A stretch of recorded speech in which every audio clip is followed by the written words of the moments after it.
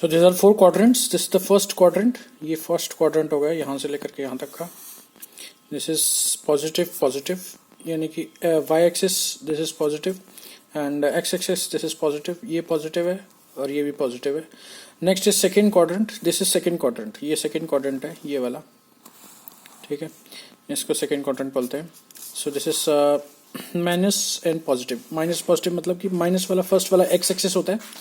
ये x axis है तो ये नेगेटिव आ रहा है सारा. ठीक है, ये पॉजिटिव आ रहा है. ठीक है, y एक्सिस तो नेगेटिव पॉजिटिव.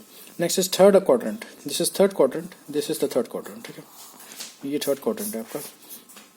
इसमें क्या है कि ये नेगेटिव है और ये भी नेगेटिव है. सो दोनों नेगेटिव नेगेटिव. एक्स एक्सिस भी नेगेटिव है, y एक्सिस भी नेगेटिव है. So fourth quadrant. This is the fourth quadrant. This is the fourth quadrant. ठीक है, ये फोर्थ क्वाड्रेंट है आपका. तो इसमें क्या है कि ये तो पॉजिटिव है और ये नेगेटिव है. तो पॉजिटिव नेगेटिव. पॉजिटिव पहले वाला जो होता है वो एक्स एक्सिस होता है and second is Y axis. ये आपको याद रखना पड़ेगा बस आपको. सपोज कीजिए origin. Origin means this is the centre. इसका कोऑर्डिनेट होता है 0 0 0 0. The coordinate of origin is taken as 0 0.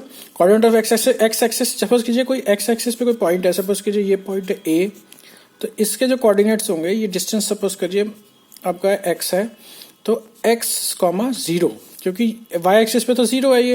ये x एक्सिस पे ही है. ऐसे ही अगर आपका कोई पॉइंट y एक्सिस पे है, सपोज के लिए यहाँ पे है, उसका डिस्टेंस यहाँ से यहाँ तक y है, तो ये डिस्टेंस y है. तो ये आपका हो जाएगा, इसके कोऑर्डिनेट सपोज कर लो a पॉइंट है तो a y, 0 सॉरी 0, y क्योंकि y x एक्सिस पे तो 0 है. ये मतलब x एक्सिस पे तो 0 है, x एक्सिस पे तो 0 है सॉरी, और ये y पे ही है तो इसलिए 0, y हो जाएगा. ठीक है. So next is the distance between two points. Suppose कीजिए आपके पास दो पॉइंट्स दे रखे हैं. ये P पॉइंट है जिसके कोऑर्डिनेट्स हैं x1 y1. ये Q कोऑर्डिनेट है जिसके कोऑर्डिनेट्स हैं x2 y2. ठीक है. सो इसके बीच में जो डिस्टेंस होगा इसका फॉर्मूला यही होता है x2 माइनस x1 का whole square plus y2 minus y1 का होल स्क्वायर, और इसका हम कर देते हैं अंडर रूट, स्क्वायर रूट. ठीक है, ये हो जाएगा. Next is section formula. Suppose कीजिए coordinates of this is a line that is known as AB and P is the point which divides this line in the ratio of m:n. ये m है, ये n. ठीक है, which divides the line segment joining points a x1, a का कितना है x1 y1, cube b का कितना है x2 y2. So in the ratio of m:n. सो इसका x जो इसका P पॉइंट है, P पॉइंट के क्या कोऑर्डिनेट्स हो जाएंगे? P पॉइंट के कोऑर्डिनेट्स हो जाएंगे x, मतलब कि P के कोऑर्डिनेट्स हो जाएंगे mx2 plus nx1 divided by m plus n. ठीक है, ये इसका एक कोऑर्डिनेट हो गया और दूसरा कोऑर्डिनेट हो गया my2 plus ny1 divided by m plus 1, m plus n. ठीक है, ये कोऑर्डिनेट्स हो जाएंगे इसके. ये कैसे आया?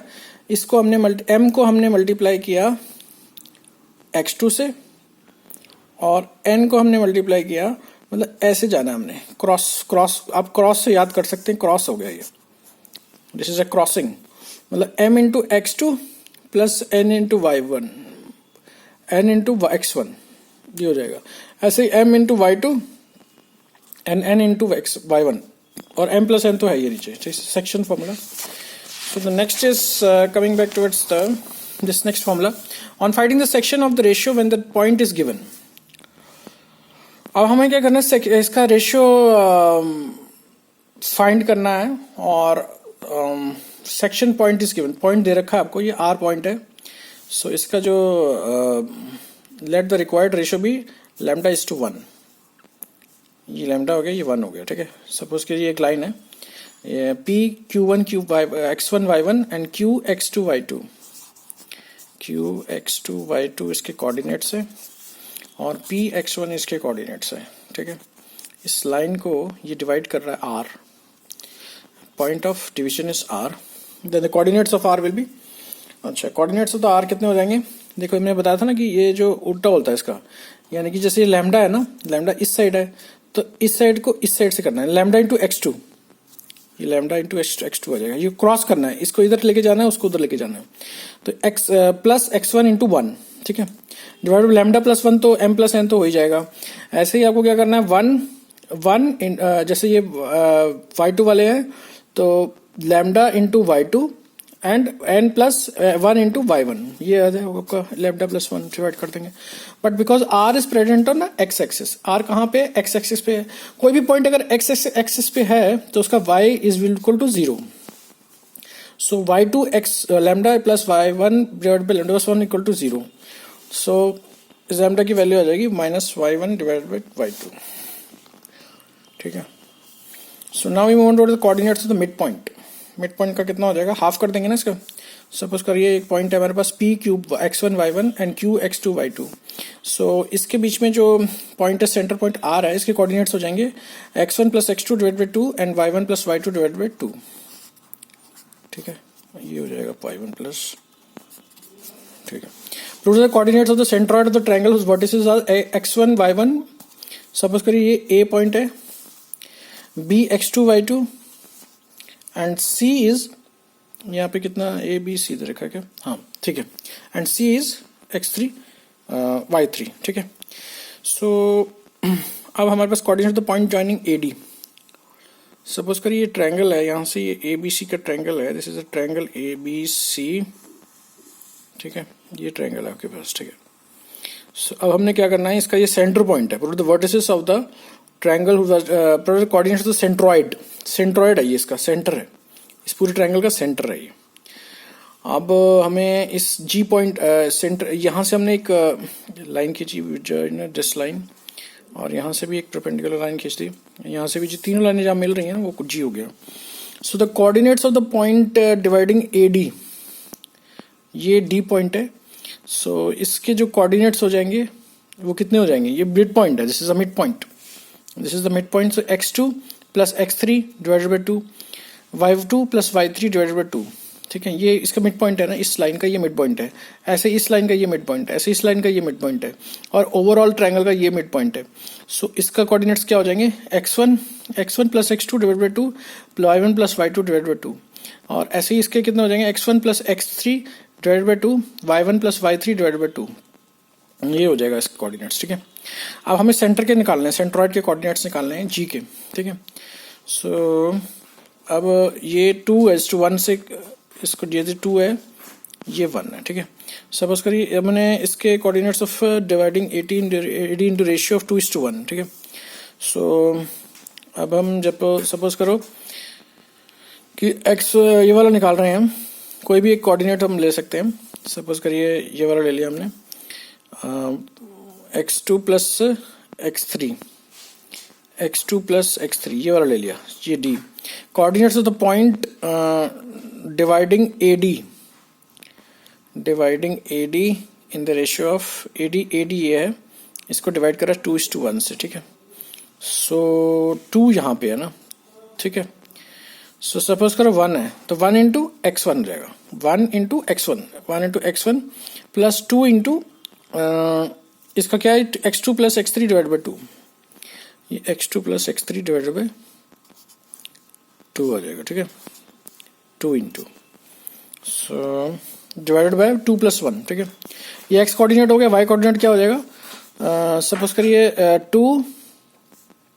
1 into y1 plus 2 into y2 plus y3 divide by 2, y2 plus y3 divide by 2. ठीक है.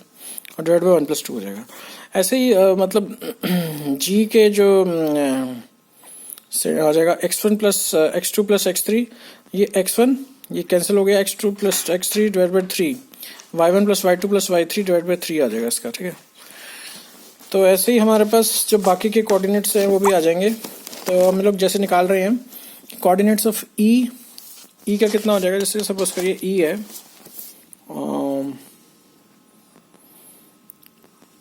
दिस इज E पॉइंट, ये E पॉइंट है. ठीक है. सो इसके अगर हमने कोऑर्डिनेट्स मतलब E के रिस्पेक्ट में निकालने हैं, BE डिवाइडिंग BE. सो 2:1 पे है तो 2 ये है और 1 ये है. ठीक है.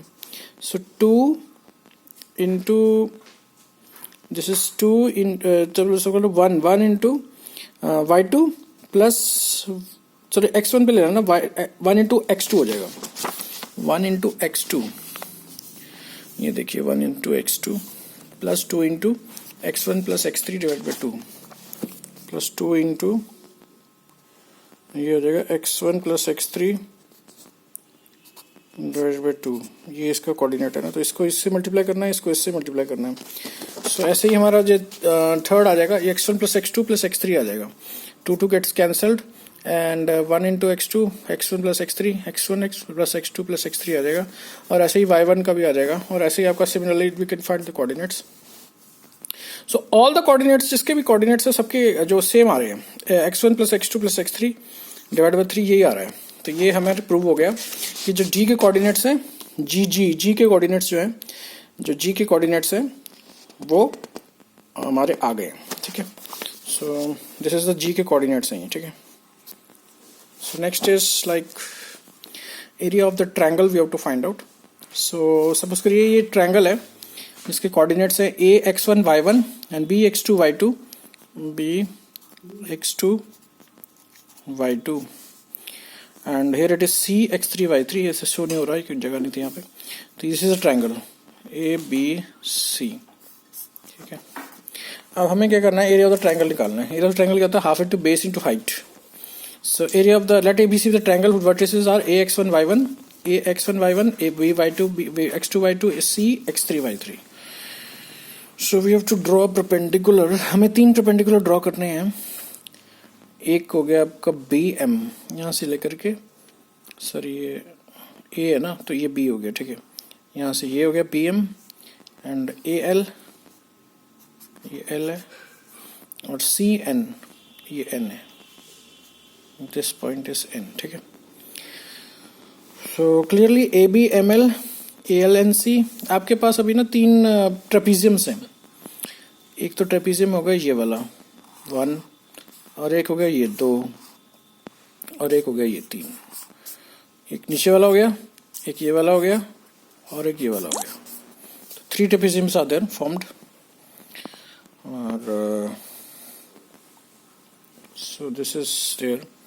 Area of the trapezium is half into sum of the parallel sides into distance between them. Sum of the parallel sides. Parallel sides का जो sum होता है, 2 parallel sides हैं, इसका sum distance between them। ठीक है, so area of the triangle ABC is equal to area of the trapezium AB। area of this triangle, ये वाला जो triangle है इसका area निकालने के लिए हम लोग क्या करेंगे ना, this trapezium plus this trapezium, और इसमें से ये वाला ट्रेपीजियम को माइनस कर देंगे। यानी कि A B M L A B M L, ये वाला एक ट्रेपीजियम हो गया।